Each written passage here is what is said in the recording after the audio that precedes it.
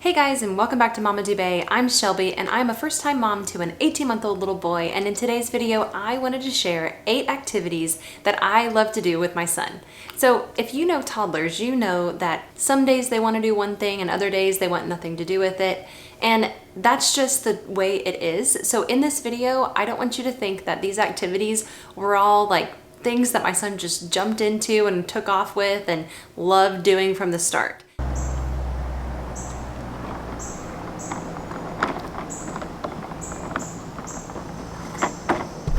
I had to introduce these activities to him multiple times to get him to start being interested.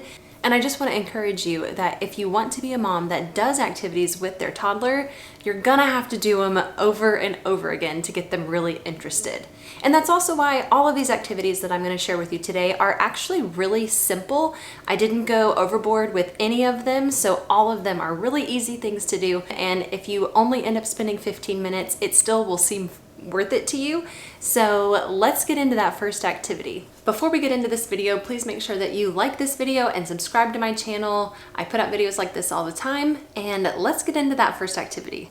So activity number 1 is using stickers. And I know you might think, well, that's not really an activity, but it is. So all you have to do is go get a little bit of construction paper or any other kind of paper that you might be throwing away, and go get some stickers. And you can find cheap stickers at the Dollar Tree or Target in their dollar spot, and plenty of other places like craft stores have them on sale all the time. So if you just pick a sticker pack that has things on it that your toddler is probably interested in, this is where to start. And I just wanted to remind you that I did have to introduce stickers to Lucas multiple times before he actually wanted anything to do with them.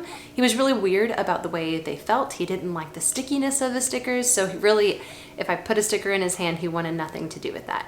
But stickers are great because they help to build fine motor skills. It's really hard for a toddler who's never done it before to peel a sticker off the page as well as sticking it onto something else. And I wanted to also share another tip with you, and it wasn't my idea originally. I don't remember where I found it. If you peel the backing off of the stickers, it's a lot easier for them to get underneath the sticker that they want.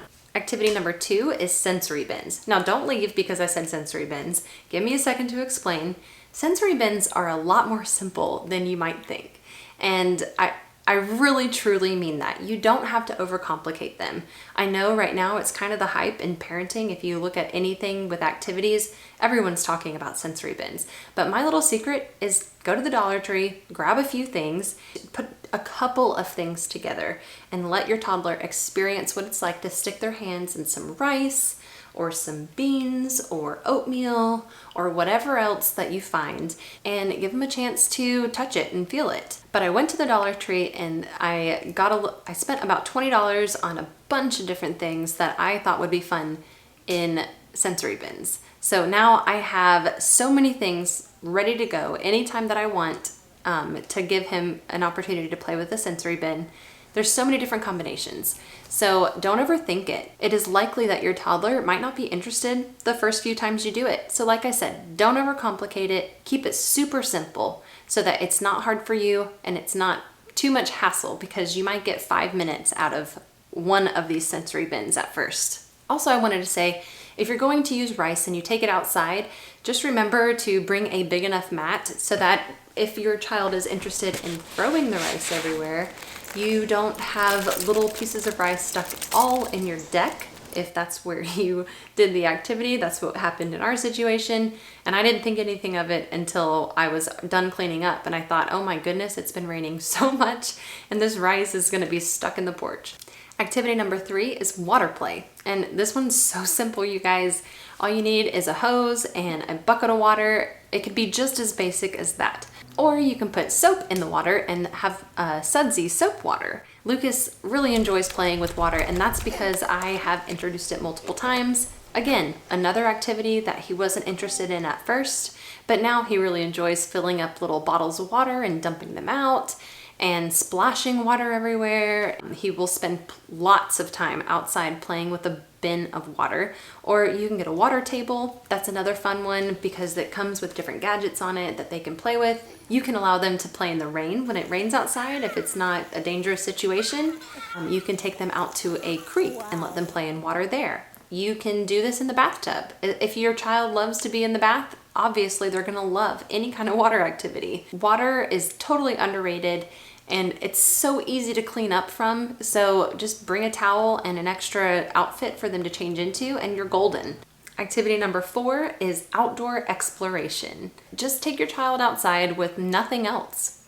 Take them out into nature. Allow them to point out trees and flowers and bugs and let them play in the dirt a little bit. Let them get muddy. Take them outside and let them enjoy the nature that's around them. This is really important to me because I grew up as someone who was allowed to just go outside and play until dark. And I really loved that. And I really think it helps to create a love for nature for them to be immersed in it at a really young age. So my advice is to find a short trail that you can take your toddler on so that they can walk. If you go on a long trail, you can bring a stroller and let them walk sections of it. But I totally recommend going somewhere for them, like not for you to get a chance to hike. There's a time and place for that as well. But take them somewhere that they can go and do the exploring, where you're following their lead.